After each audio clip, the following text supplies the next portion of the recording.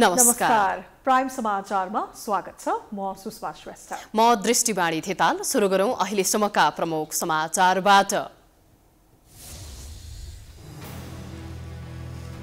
प्रतिबन्धित नेकपासँग वार्ताको बाटो खुल्यो। दुवै पक्षले गठन गरे वार्ता टोली। सरकारको तर्फबाट गृहमन्त्री थापा र राजन भट्टराई, विप्लवका तर्फबाट प्रकाण्ड र उदय चलाउने। नेकपाका दुई समूहबीच आरोप प्रत्यारोप कायमै। आफूलाई कसैले हटाए चुनावमा 2/3 ल्याउने प्रधानमन्त्रीको दाबी। ओलीले नैतिकता गुमाएको माधव नेपालको आरोप। सडकमा दोहोरिएको राजनीतिक खिचातानीले संसदमा प्रवेश पाउँदै नेकपाका दुवै समूह बहुमत पुर्याउने खेलमा सांसद किनबेचको श्रृङ्खला दोहोरिने संकेत।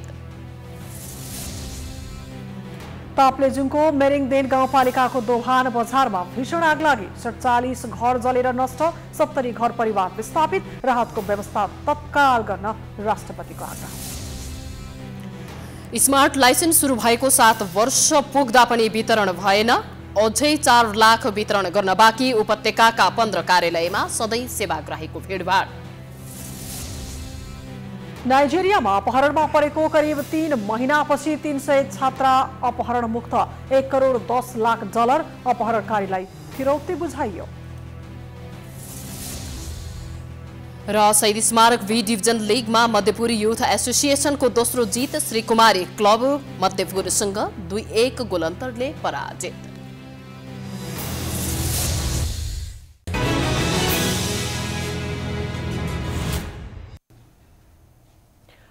अब समाचार विस्तारमा।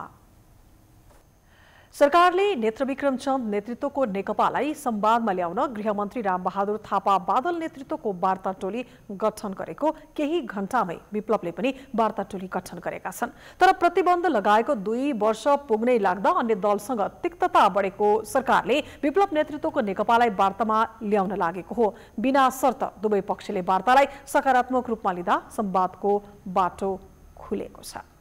नेत्रविक्रम चन्द विप्लव नेतृत्वको नेकपालाई आपराधिक समूह घोषणा गर्दै प्रतिबन्ध लगाएको 2 वर्ष पुग्न लाग्दा सरकारले मंगलबार विप्लव समूहलाई शान्ति प्रक्रियामा ल्याउन वार्ता टोली गठन गर्यो। गृहमन्त्री रामबहादुर थापा बादल र प्रधानमन्त्रीका परराष्ट्र सल्लाहकार राजन भट्टराई सम्मिलित 2 सदस्यीय वार्ता टोली गठन गर्दा सरकारी कदमको स्वागत गर्दै विप्लव समूहले पनि वार्ता टोली गठन गरेको छ। उसले सरकारसँग वार्ता गर्न पार्टी प्रवक्ता खड्ग बहादुर विश्वकर्मा, प्रकाण्ड र केन्द्रीय सदस्य उदय चलाउने दीपकलाई अघि सारेको छ। सर्वसाधारणको ज्यान लिने गरी भएका विस्फोट लगायतका घटनापछि सरकारले 2075 फागुन 28 गते विप्लव समूहलाई आपराधिक समूह घोषणा गर्दै प्रतिबन्ध लगाएको थियो। प्रतिबन्धको समयमा सुरक्षाकर्मीको कारबाहीमा केही विप्लव नेता कार्यकर्ताको पनि ज्यान गएको छ भने विप्लव समूहले गराएका केही विस्फोटमा सर्वसाधारण मारिएका छन्। राजधानीका विभिन्न स्थानमा श्रृङ्खलाबद्ध बम विस्फोट गराउने प्रयास असफल हुँदा विप्लवकै केही कार्यकर्ता मारिएका थिए। विप्लव समूहलाई प्रतिबन्ध लगाए यता उक्त समूहका 2015 जना नेता कार्यकर्ता पक्राउ परेका छन्। तीमध्ये 85 जनालाई सामान्य सोधपुछपछि छाडिएको प्रहरीले जनाएको छ। पक्राउ परेका विरुद्ध 1927 वटा मुद्दा दर्ता भएका छन्। तीमध्ये 1864 जना साधारण तारिख तथा धरोटीमा छुटेका थिए भने 123 जनालाई जिल्ला अदालतले पूर्वपक्षका लागि कारागार चलान गरेको थियो। प्रहरीले विप्लव समूहका एकै नेता विरुद्ध विभिन्न जिल्लामा मुद्दा अहिले पनि चलाइरहेको छ। विप्लव समूहका प्रवक्ता समेत रहेका खड्ग बहादुर विश्वकर्मा, प्रकाण्डलाई श्रृङ्खलाबद्ध रूपमा विभिन्न जिल्लामा पुर्याइएको थियो। नखु बम विस्फोटमा जोडिएका विप्लव समूहका उच्च नेताहरू अहिले पनि मुद्दा पूर्वपक्षका लागि कारागारमा छन्। विप्लव समूहका नेता कार्यकर्ता जोडिएका कुनै पनि मुद्दाको फैसला गरिएको छैन। उनीहरू विरुद्ध कर्तव्य ज्यान, विस्फोटक पदार्थ, राज्य विरुद्धको कसुर, संगठित अपराध लगायत मुद्दा दर्ता भएका छन्। सरकारले विप्लव समूहसँग वार्ता गर्ने तयारी गरिरहँदा उक्त समूहमाथिको प्रतिबन्ध हटाउने तयारी समेत गरेको छ। नेपाल सरकारले नेपाल कम्युनिस्ट पार्टी विप्लव समूहसँग वार्ताद्वारा समस्या समाधान गर्न माननीय गृहमन्त्री रामबहादुर थापा बादलको संयोजकत्वमा सम्माननीय प्रधानमन्त्रीका परराष्ट्र सल्लाहकार डाक्टर राजन भट्टराई सदस्य रहने गरी 2 सदस्यीय वार्ता टोली गठन गरिएको म बेहोरा यहाँको बिचमा प्रेस वक्तव्य मार्फत यहाँलाई सार्वजनिक गर्न चाहन्छु। गत वैशाख 1 गते यता मात्र विभिन्न आरोपमा विप्लवका 435 नेता कार्यकर्ता पक्राउ परेका छन्। तीमध्ये 9 जनालाई सोधपुछपछि छाडिएको र बाँकी विरुद्ध गरी 425 वटा मुद्दा दर्ता भएको छ। 377 जना जिल्ला अदालतबाट तारिक वा धरोटीमा छुटेको र 31 जना पूर्वपक्षका लागि कारागार चलान भएको प्रहरी तथ्याङ्कले देखाउँछ। विप्लव समूहलाई आपराधिक घोषणा गरिए यता काठमाडौँ उपत्यकामा मात्र उक्त समूहका 37 जना नेता कार्यकर्ता पक्राउ परेका छन् भने तीमध्ये 11 जनालाई सोधपुछपछि छाडिएको छ। उनीहरू विरुद्ध कुल 340 वटा मुद्दा दर्ता भएकोमा 316 जना जिल्ला अदालतबाट तारेक वा धरोटीमा छुटेको र 22 जना मुद्दा पूर्वपक्षका लागि कारागार चलान भएको जनाइएको छ। विप्लवद्वारा जारी विज्ञप्तिमा 2 सदस्यीय वार्ता टोली मात्रै गठन गरेर बिना शर्त वार्तामा बस्न तयार रहेको सन्देश दिएको छ। अब सरकार र विप्लव नेकपा बीच वार्ता हुने निश्चित भएको छ, तर कहिले भन्ने टुङ्गो भने लागेको छैन। सरकार र नेत्रविक्रम चन्द विप्लव समूहले वार्ता मार्फत समस्या समाधान गर्नका लागि छुट्टा छुट्टै वार्ता समिति गठन गर्नलाई राजनीतिक दलहरूले सकारात्मक रूपमा लिएका छन्। नेपाली कांग्रेसले एक विज्ञप्ति जारी गर्दै सबै समस्याको समाधान वार्ता संवादबाट गर्नुपर्ने मान्यतामा कांग्रेस दृढ रहेको भन्दै दुवै पक्षलाई इमानदारपूर्वक वार्ताबाट समाधानमा पुग्न आग्रह समेत गरेको छ। कांग्रेसका प्रवक्ता विश्वप्रकाश शर्माले सरकार र विप्लव समूहले इमानदारीपूर्वक बहुलवादमा आधारित संघीय लोकतान्त्रिक गणतन्त्रात्मक संसदीय शासन प्रणालीको परिधिभित्र रही समाधान खोज्न लाग्नेछन् भन्ने नेपाली कांग्रेसले विश्वास लिएको बताएका छन्। त्यसैगरी विभाजित नेकपाको प्रचण्ड माधव पक्षले सरकार र विप्लव नेतृत्वको नेकपा बीच सार्थक वार्ताबाट राजनीतिक निकास खोज्न खोजिएको हो भन्ने त्यो स्वागत योग्य रहेको प्रतिक्रिया दिएका छन्। सरकारले वार्ता टोली गठन लगत्तै प्रतिक्रिया दिँदै प्रवक्ता नारायण काजी श्रेष्ठले इमानदारीपूर्वक वार्ताको पहल भएको हो भने त्यसको आफूहरूले स्वागत गर्ने बताएका छन्। श्रेष्ठले आफूले पहिलेदेखि नै विप्लव समूहमाथि प्रतिबन्ध लगाउने, अपराधी घोषणा गर्ने जस्ता कार्यको विरोध गरेको समेत बताएका छन्।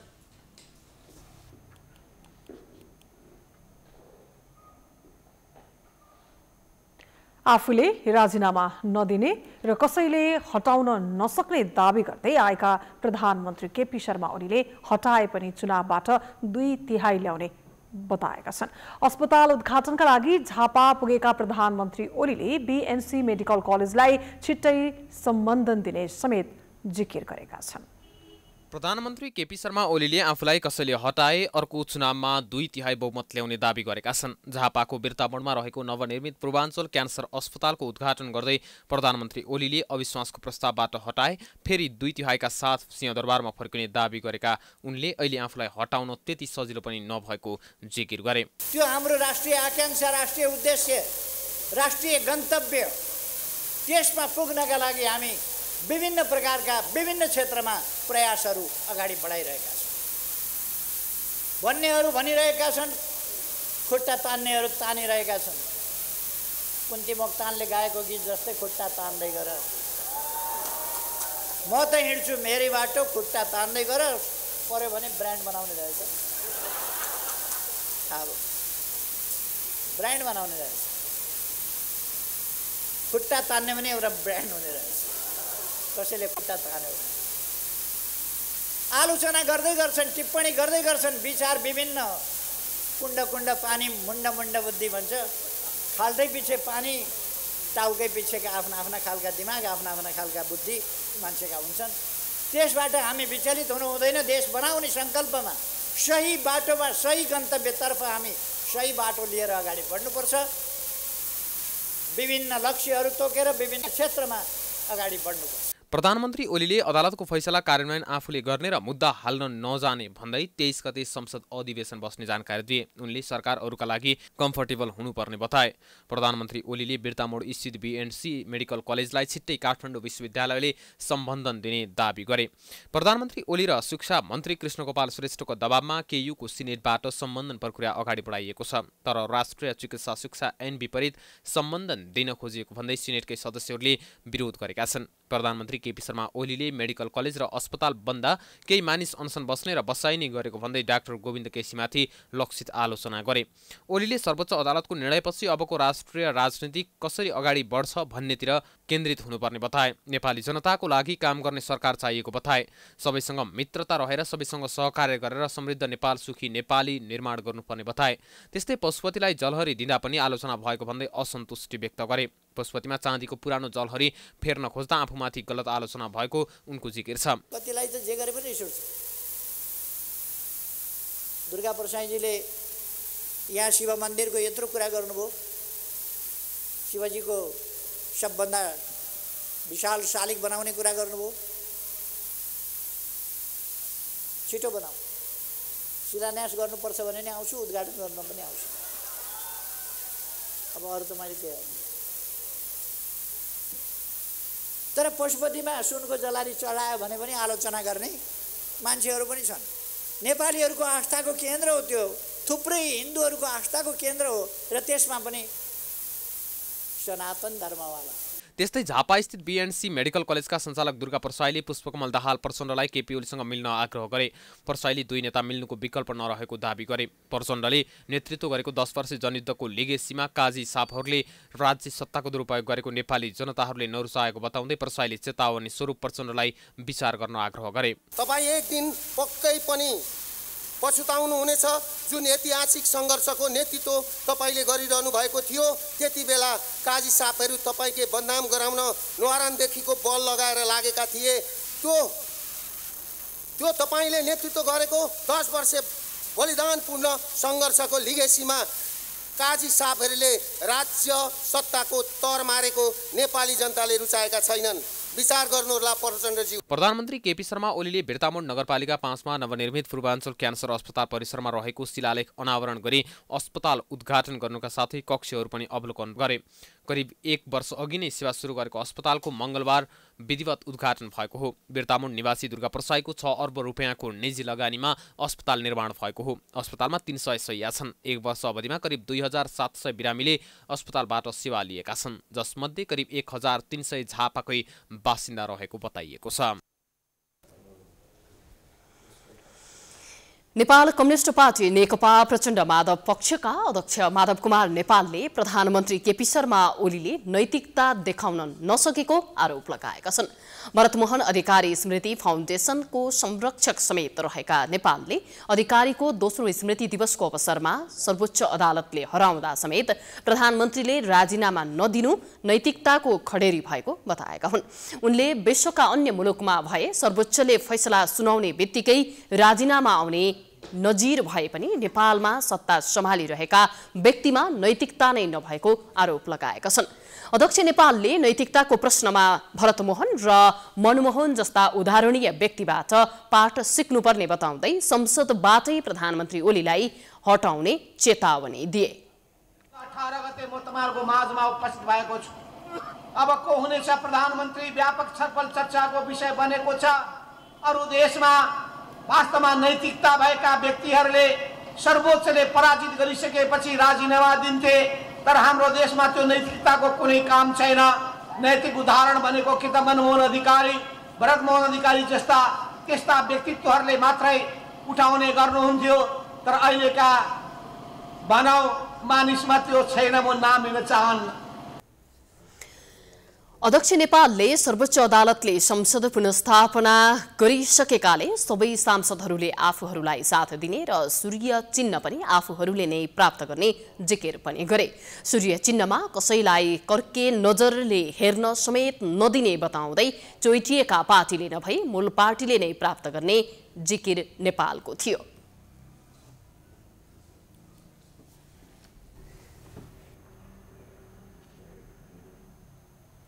नेकपा ओली समूहका नेता महेश बस्नेतले नेपाली कांग्रेस सत्ताको खेलमा नलागे प्रधानमन्त्री केपी शर्मा ओलीलाई कसैले हटाउन नसक्ने बताएका छन्। मंगलबार रिपोर्टर्स क्लब नेपालले गरेको साक्षात्कार कार्यक्रममा पूर्व मन्त्री समेत रहेका नेता बस्नेतले नेपाली कांग्रेस सत्ताको खेलमा नलागे वर्तमान सरकारलाई कसैले हटाउन नसक्ने बताएका हुन्। प्रधानमन्त्री केपी शर्मा ओलीले अहिलेको अवस्थामा कुनै नयाँ कदम चाल्नुपर्ने अवस्था नभएको बताउँदै उनले नेकपा फुटी नसकेको जिकिर समेत गरेका छन्।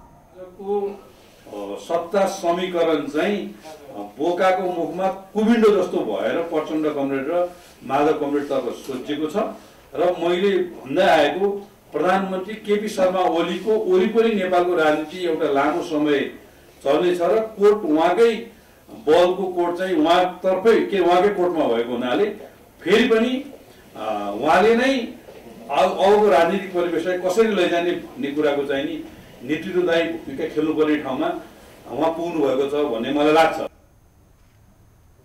नेता बस्नेतले सत्ताको समीकरण बोकाको मुखमा कुबिन्डो जस्तै प्रचण्ड माधव पक्षलाई भएको आरोप समेत लगाएका छन्। उनले प्रधानमन्त्री केपी शर्मा ओलीकै नेतृत्वमा नेपालको राजनीति घुमिरहेको जिकिर गर्दै नेकपा भित्रै सत्ताको खेल भएकाले विगतमा भएका कमी कमजोरी सच्याएर अगाडि बढ्नुपर्ने समेत बताए। उनले प्रचण्ड माधव पक्षका सांसदहरू पनि आफूहरूको पक्षमा आउने दावी समेत गरेका छन्।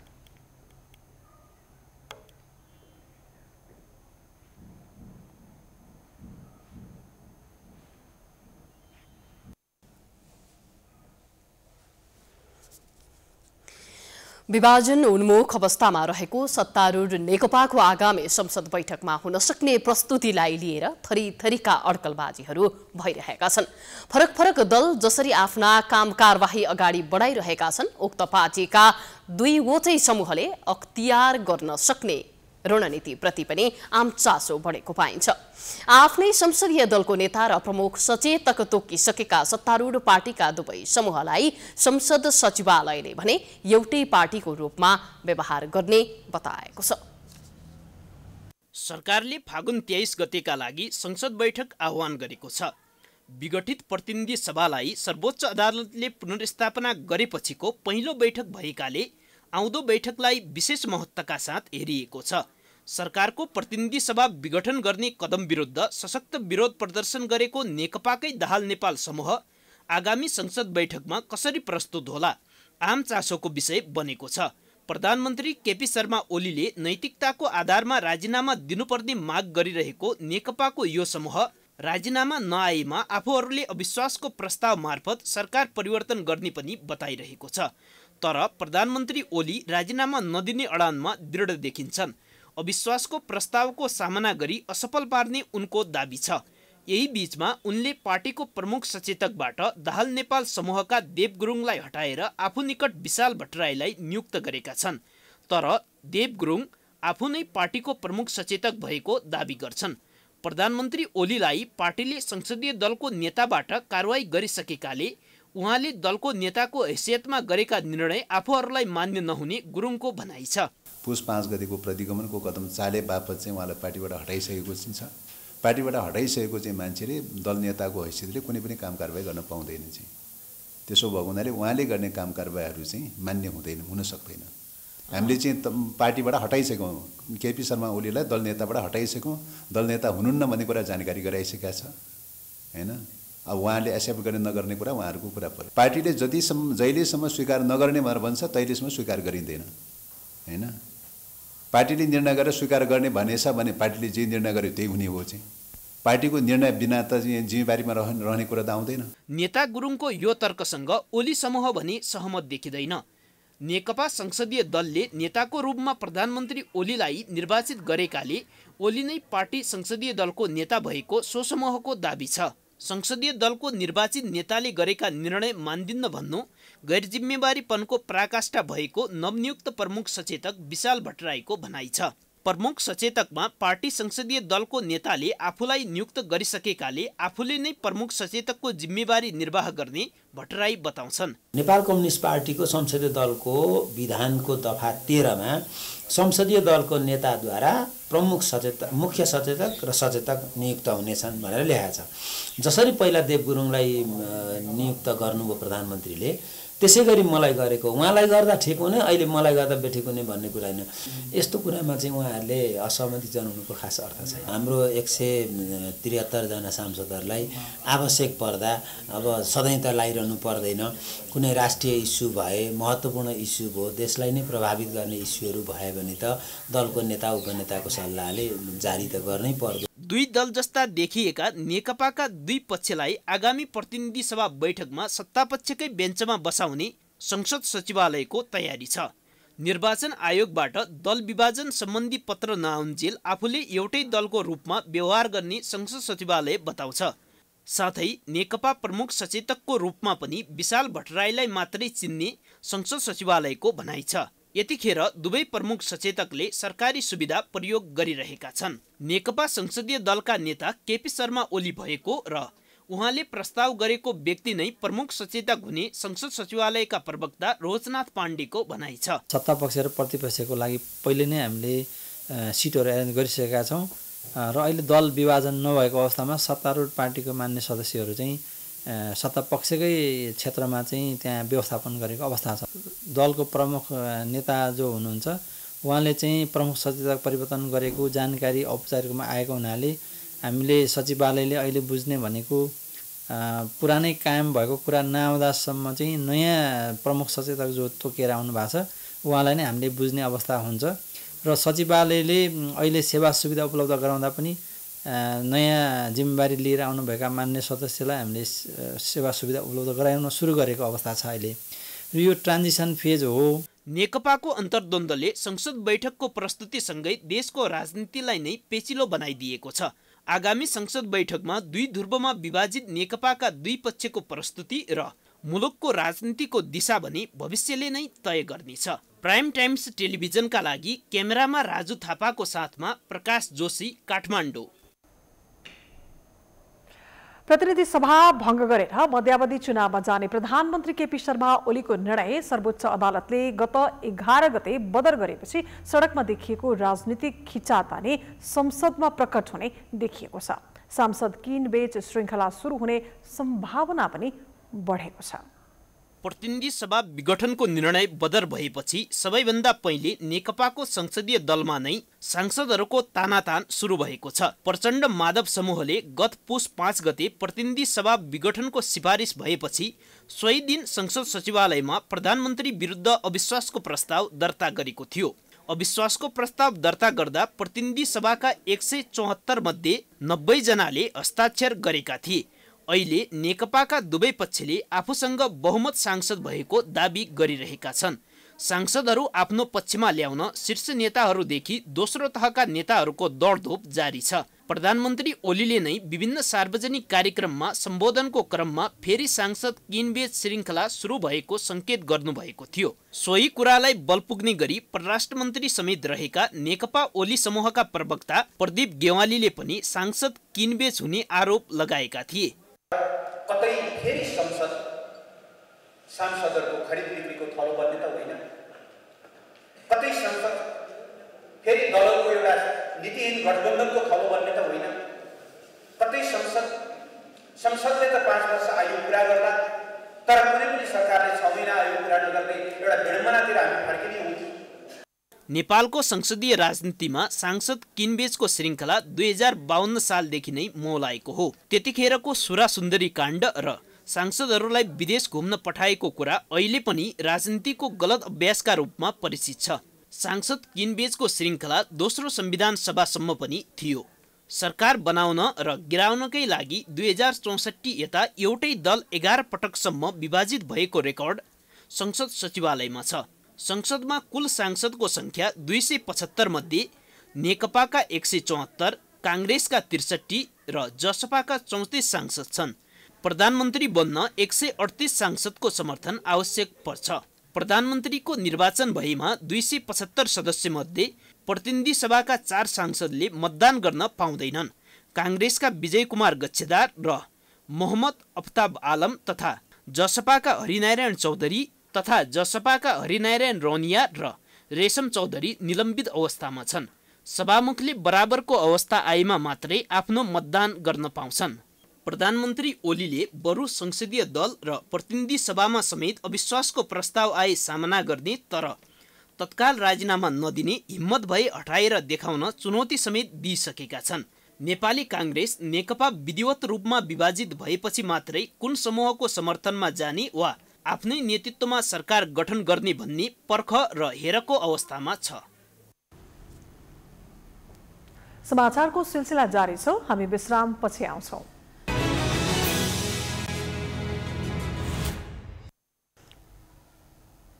विश्रामपछि स्वागत छ। अब बाँकी समाचार। ताप्लेजुङको दोभान बजारमा आग लागे हुँदा 47 घर जलेर नष्ट भएको छ। बिहान 9 बजेतिर एक घरबाट सल्किएको आगो बस्तीभरि फैलिएको थियो। आग लागेबाट 47 घर जलेको जिल्ला प्रहरी कार्यालयले जनाएको छ। स्थानीय भोला पौडेलको घरबाट सल्किएको आगो बस्तीमा फैलिएको हो। पौडेलको घरमा रहेको कपडा पसलमा बिजुली सर्ट भएर आगो लागेको प्रहरीले बताएको छ।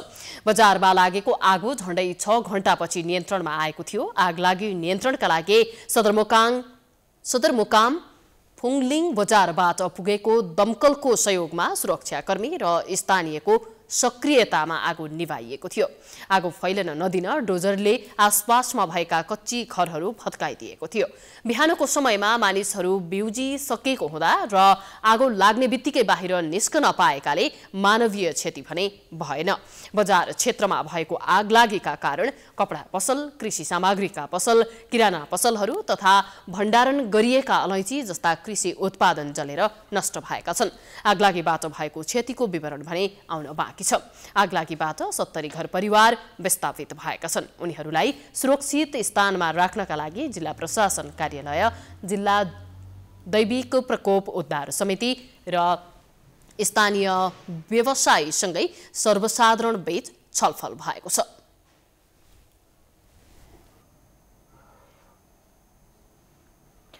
राष्ट्रपति विद्यादेवी भण्डारीले ताप्लेजुङको दोभान बजारमा आगलागीबाट क्षति भएकोमा दुःख व्यक्त गरेकी छन्। राष्ट्रपति भण्डारीले आगलागी प्रभावितहरूका लागि यथाशीघ्र राहत तथा पुनर्स्थापनाको पहल गर्न सरकार समक्ष आग्रह समेत गरेकी छन्।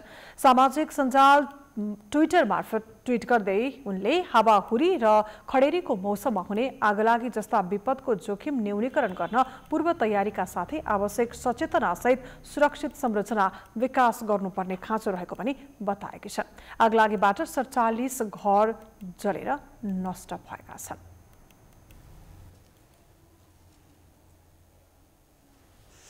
काठमाडौँ उपत्यकामा खुल्ला ठाउँको अतिक्रमणले अहिले खुल्ला क्षेत्र मासिँदै गएको छ।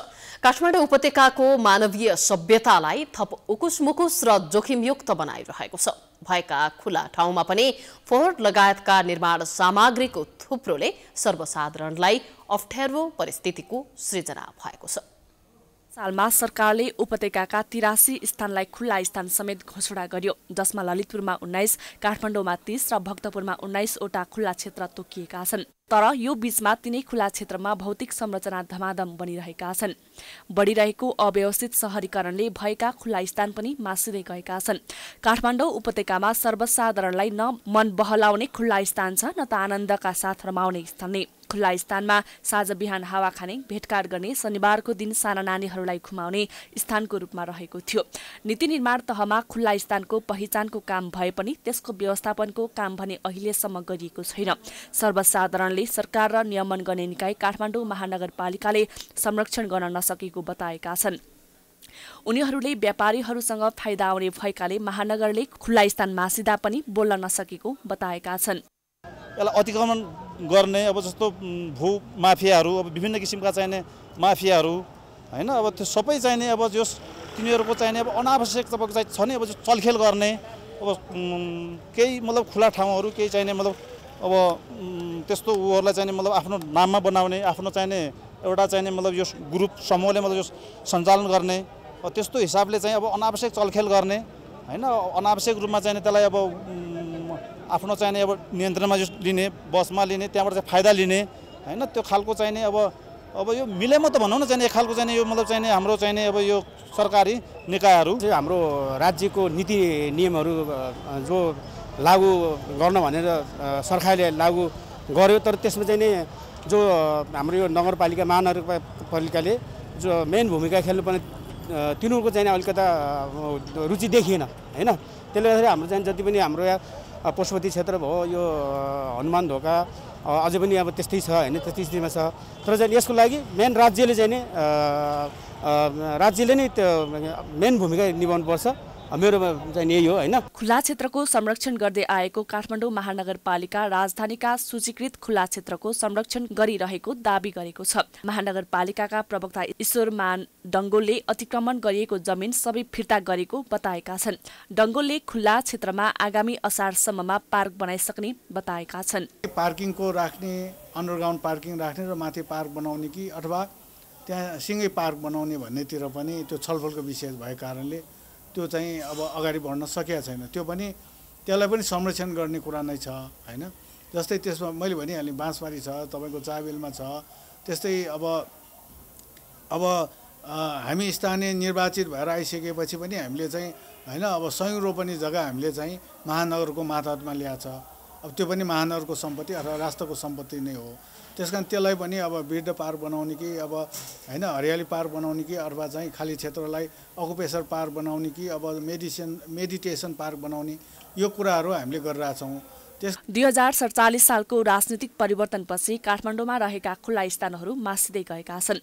2073 सालमा खुल्ला स्थानका रूपमा पहिचान गरिएको टुडीखेलको खुल्ला स्थानमा नेपाली सेनाले भवन सहितका अन्य पूर्वाधार बनाएका कारण खुल्ला स्थान खुम्चिएको छ भने रत्नपार्क खुल्ला मञ्चमा अस्थायी र स्थायी दुवै किसिमका संरचनाले खुल्ला स्थान खुम्चिएको छ। समाज कल्याण परिषदको लैनचौर स्थित कार्यालयलाई अहिले उपराष्ट्र निवास बनाएर सर्वसाधारणको पहुँचविहीन बनाइएको छ। पदको बेला आरक्षण र उद्धारका हिसाबले लाइफ लाइन नै मानिने सार्वजनिक स्थल साँगुरिएका छन्। यो नागरिकको जीवधनको सुरक्षाका लागि जिम्मेवार बन्नुपर्ने निकाय जवाफदेही बन्न नसक्दाको परिणाम हो। यसरी खुल्ला जमिनमाथि भइरहेको अतिक्रमण नरोकिएमा काठमाडौँमा भविष्यमा आइपर्ने विपत्तिका बेला सबै सर्वसाधारणले ज्यान जोगाउने आश्रय स्थल समेत पाउन सक्दैनन्। प्राइम टाइम्स टेलिभिजनका लागि क्यामेरामा राजु थापा र मिलन मगरको साथमा गीताञ्जली अधिकारी, काठमाडौँ।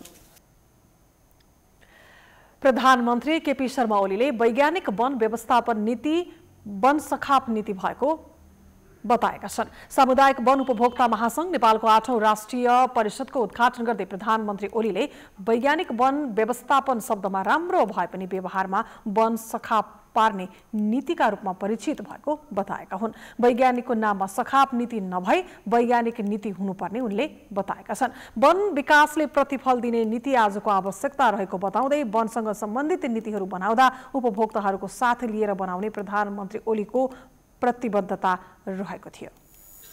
त्यस नाउँमा यो वन सखाप पार्ने नीति हो भन्ने चाहिँ ठानेको थिएन। यो त वैज्ञानिक भनेपछि त राम्रो होला भनेको त वैज्ञानिकका नाउँमा त सखाप नीति रहेछ। त्यो सखाप नीति होइन, वैज्ञानिक नीति हुनु पर्यो। दिगो वन विकास नीति हुनु पर्यो, प्रतिफल दिने विकास नीति हुनु पर्यो। र यो कुरा के भने हामी नीतिहरू बनाउँदा तपाईहरुको साथ लिएर बनाउँछौँ, जनताको साथ लिएर बनाउँछौँ। सबै प्रकारका वनहरूको सुरक्षा, समुचित प्रबन्ध र व्यवस्थापनमा सरकारको ध्यान रहेको बताउँदै वनको अधिकतम सुरक्षा र विकास गरी जनता र राष्ट्रले अधिकतम प्रतिफल लिनुपर्ने प्रधानमन्त्री ओलीको भनाइ छ। प्रधानमन्त्री ओलीले सामुदायिक वन उपभोक्ता समितिहरूले वनको संरक्षण गर्न भूमिका खेलेको बताउँदै उपभोक्ता समितिहरूले नष्ट भइसकेका वनहरूलाई पुनर्जीवन दिएको जिकिर गरेका छन्। उनले मानिसको वन जङ्गलसँग छुट्टिने नहुने सम्बन्ध रहेको बताउँदै वन बिना मानिसको जीवन चल्न नसक्ने तर्क समेत गरेका छन्।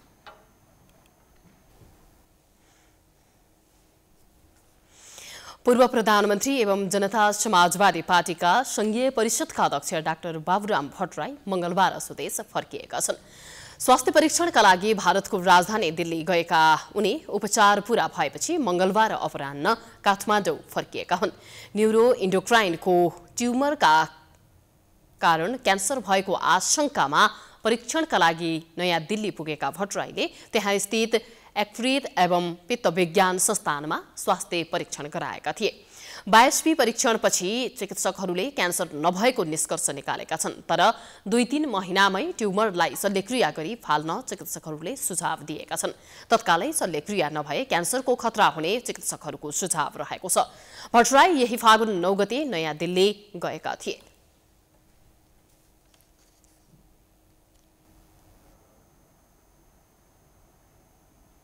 द स्याडो इन सिलोन नामक पुस्तक सार्वजनिक भएको छ। कृतार्थ जगबहादुर राणाद्वारा लिखित उक्त पुस्तक मंगलबार नेपाल प्रज्ञा प्रतिष्ठानका उपकुलपति तथा संस्कृतिविद डाक्टर जगमान गुरुङले सार्वजनिक गरेका हुन्। नेपाली सेनामा जागिर हुँदैमा साहित्य रचना गर्न सकिँदैन भन्ने कुरालाई यस कृतिले प्रश्न पारिदिएको उपकुलपति डाक्टर गुरुङले बताएका छन्। उनले नेपाली सेनामा साहित्य लेख्ने क्षमता भएका व्यक्तिहरू रहेको बताउँदै इच्छा भए साहित्य सृजना मात्रै नभई हरेक कला सिक्न कुशलता प्राप्त गर्न सकिने पनि बताएका छन्।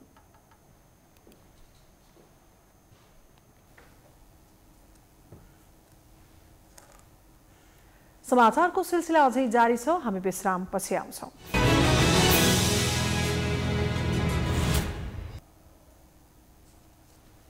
विश्रामपछि स्वागत छ। अब आर्थिक समाचार।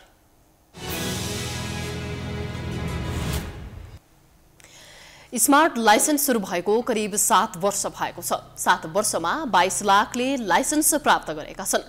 परम्परागत लाइसेन्स खारेज गरेर स्मार्ट लाइसेन्स पूर्ण रूपमा निर्माण गरिए पनि यो कार्यान्वयनमा आउन सकेन। ट्रायल पास गरिसकेपछि लाइसेन्स लिन लामो समय कुर्नुपर्ने शास्तिको अन्त्य भने अझैसम्म हुन सकेको छैन। यातायात व्यवस्था विभागले ट्रायल पास भए पनि लाइसेन्स नपाएका चालकलाई 2 महिनाभित्र स्मार्ट लाइसेन्स वितरण गर्ने बताएको छ। हालसम्म 22 लाख लाइसेन्स नागरिकले प्राप्त गरेका छन्। करिब 10 लाख लकडाउनको समयमा रोकिएको कार्ड फुक्वा गरेको छ। केही महिनाभित्रै 14 लाख कार्ड आइपुग्नुपर्ने विभागको भनाइ छ। यो काठमाडौँ चाभैल स्थित यातायात व्यवस्था कार्यालय मूलद्वारबाट भित्र पस्ने बित्तिकै देब्रेपट्टिको झ्याल बाहिर मानिसहरूको भिड देखियो। भिडमा रहेका मध्ये अधिकांशको हातमा कि सेतो रङको बिल थियो कि त रातो रङको ब्याङ्क भाउचर। त्यस भिडमा उभिन आइपुगेका अधिकांशमा एउटा समानता थियो, सरकारप्रतिको आक्रोश। आफ्नो मान्छे नहुँदा र नजान्दा आफू महिनौदेखि लाइसेन्सका लागि धाउँदा पनि लाइसेन्स नपाएको सेवाग्राहीको गुनासो रहेको थियो। किनकि सिस्टम छैन नेपालमा, विदेशको सिस्टम जस्तो छैन यहाँ। त्यही भएर नझमेला छ, निकाल्नेलाई ल्याउनेलाई पाउनलाई धेरै झमेला छ। कोही झ्यालबाट चिहाउँदै भित्र बसेका कर्मचारीलाई गुनासो गर्दै थिए भने कोही सँगै उभिएकाहरूलाई यस्तो पनि हुन्छ, कति दिन धाउनु पर्ने हो भनिरहेका थिए। भिडमा उभिने मध्ये धेरैको एकै खालको समस्या थियो। स्मार्ट लाइसेन्स पाउन ट्रायल पास गरेको 1 वर्षभन्दा बढी कुर्नु परेकोमा सेवाग्राही निराश त छँदै थिए। भित्री खेललाई सब यो मिलेर होला नि, मिल्ने मत होला नि। अब त्यही हुनेले गर्छ, नभने गर्दैन, त्यही जस्तो लाग्छ। यही गुनासो लिएर यातायात व्यवस्था विभाग पुग्दा योभन्दा अगाडि 2 वर्षसम्म हातमा बिल बोकेर हिँड्नु परे पनि अहिले यस्तो अवस्था नभएको विभागको भनाइ थियो। तपाईको चाहिँ म आउनुभन्दा अगाडि करिब 2 वर्ष जति मान्छेहरूले लाइसेन्स दिएर सबै परीक्षाहरू पास गरेर राजस्व तिरेर बिल बोकेर हिँडिरहनु भएको थियो। त्यसलाई हामीले अन्त्य गरेका छौँ। अहिले 2021 को पनि मैले अघि भने कार्तिकसम्म मङ्सिरसम्मको प्रिन्ट भएर चाहिँ गइसकेको छ। त्योभन्दा पछाडिको चाहिँ अलिकति बाँकी होला। त्यो बाँकी चाहिँ हामीले चाँडै प्रिन्ट गरेर पठाउँछौँ। सरकारी सेवालाई कागज रहित बनाउने भन्दै विभिन्न कार्यालयहरूमा सूचना प्रविधिमा आधारित स्मार्ट सेवाहरू सुरु गरिएका छन्। स्मार्ट लाइसेन्स पनि त्यसै मध्येको एउटा पहल हो। तर 2072 मङ्सिरदेखि वितरण सुरु गरिएको उक्त विद्युतीय स्मार्ट लाइसेन्सको सुरुवाती चरणबाटै विभिन्न प्राविधिक समस्याहरू देखिने गरेका छन्। उपत्यकामा यातायात व्यवस्था कार्यालय एकान्तकुना, चाबहिल, भक्तपुर, ठूलो भर्याङ र उपत्यकाका बाहिर 15 वटा कार्यालयबाट स्मार्ट लाइसेन्स वितरण गरिन्छ। क्यामेरामा अर्जुन भण्डारीका साथमा लक्ष्मी विश्वकर्माको रिपोर्ट। नेपाल ओइल निगमले सोमबार मध्यरातदेखि लागू हुने गरी पेट्रोलियम पदार्थको मूल्य फेरि वृद्धि गरेको छ। पेट्रोल, डिजेल र मट्टीतेलमा प्रति लिटर 2 रुपैयाँका दरले मूल्य वृद्धि गरिएको छ। गत फागुन 4 गते पनि 1 हप्ता नबित्दै मूल्य बढाइएको थियो। पेट्रोलियम पदार्थको मूल्य हप्तै पछि बढेपछि सर्वसाधारण त्यही मूल्यमा किन्न बाध्य भएका छन्। मूल्य बढाउन नेपाल आयल निगमलाई सानो बहाना भइ पुग्छ। पेट्रोलियम पदार्थको मूल्य समायोजन गरेको 15 दिन नबित्दै नेपाल आयल निगमले फेरि मूल्य बढायो। यसरी पटक पटक गरिएको मूल्य वृद्धिले उपभोक्ताहरू निगमप्रति रुष्ट बनेका छन्। गाह्रो पर्छ, किनभने यो चाहिँ सरकारको एउटा नाटक जस्तो मात्रै देखिन्छ है।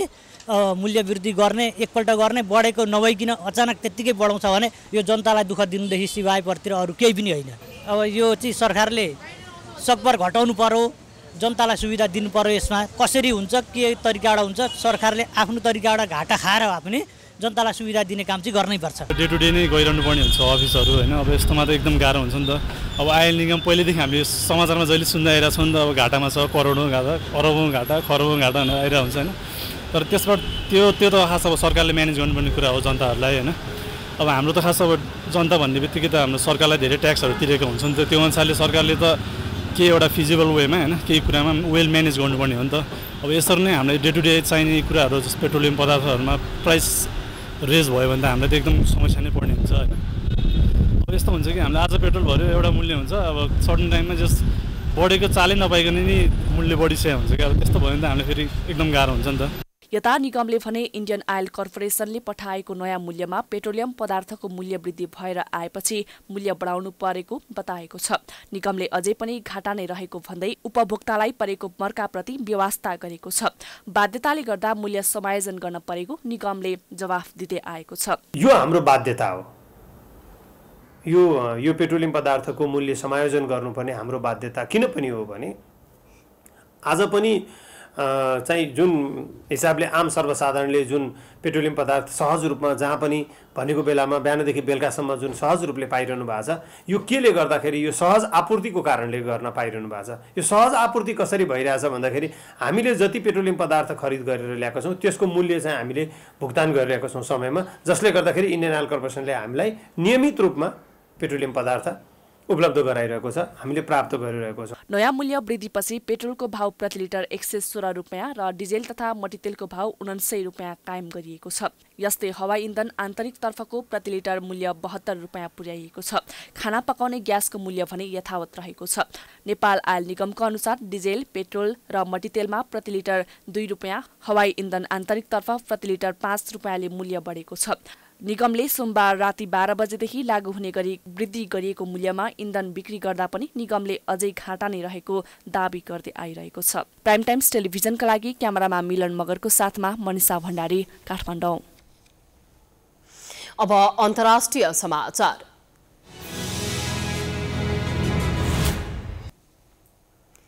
नाइजेरियामा गत डिसेम्बरमा अपहरणमा परेका 300 छात्रा मुक्त भएका छन्। सयौंको संख्यामा रहेका बन्दुकधारीले दुर्गम जानगेवे गाउँको एक माध्यमिक विद्यालयबाट ती किशोरीहरूको अपहरण गरिएको थियो। निर्दोष छात्राहरूको अपहरण भएकोमा मानवाधिकार कर्मीहरूले छिटो रिहा गर्न माग गर्दै आएका थिए। नाइजेरियामा बालिका अपहरणका घटनाहरू लामो समयदेखि हुँदै आएका छन्। नाइजेरियाको सेनाले यस क्षेत्रमा सन् 2016 देखि कारबाही गरिरहेको छ। सन् 2019 मा बन्दुकधारीसँग शान्ति सम्झौता गरिएको थियो, तर आक्रमणका घटना रोकिएका छैनन्। अपहरणकारीलाई $1 करोड 10 लाख फिरौती बुझाएपछि मात्र छात्राहरूलाई मुक्त गरिएको हो।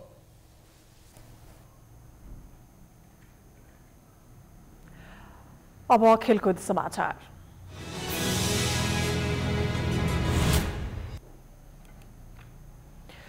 शहीद स्मारक बी डिभिजन लिगमा मध्यपुर युथ एसोसिएसनले दोस्रो जित निकालेको छ। साधोबाटो स्थित एन्फा मैदानमा मंगलबार भएको खेलमा मध्यपुरले श्रीकुमारी क्लबलाई 2-1 गोल अन्तरले हराएको हो। श्रीकुमारी क्लबका आशिष राईले गोल गर्दै अग्रता दिलाएको खेलमा मध्यपुरले श्रीकुमारीको सुरुवाती अग्रतालाई उल्ट्याएको थियो। मध्यपुर विरुद्ध श्रीकुमारीले खेलको 40औं मिनेटमा अग्रता लिएको थियो, तर खेलको 45औं मिनेटमा मध्यपुर युथले खेल बराबरी गर्न सफल भएको थियो। उसका लागि कैलाश लामिछाने खत्रीले कर्नरबाट आएको बललाई हेड मार्फत गोलमा परिणत गरेका थिए। 48औं मिनेटमा मध्यपुरका कप्तान धीरज श्रेष्ठले गोल गर्दै टिमलाई 2-1 को अग्रता दिलाउन सफल भए।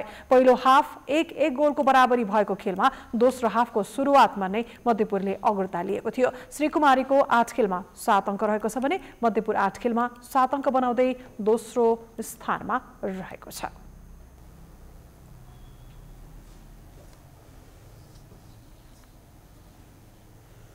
यो सँगै हामी समाचारको अन्त्यमा आइपुगेका छौं। जाँदा जाँदै प्रमुख समाचार पुनः एकपटक। प्रतिबन्धित नेकपासँग वार्ताको बाटो खुल्यो। दुवै पक्षले गठन गरे वार्ता टोली। सरकारको तर्फबाट गृहमन्त्री थापा र राजन भट्टराई, विप्लवका तर्फबाट प्रकाण्ड र उदय चलाउने। नेकपाका दुई समूहबीच आरोप प्रत्यारोप कायमै। आफूलाई कसैले हटाए चुनावमा 2/3 ल्याउने प्रधानमन्त्रीको दावी।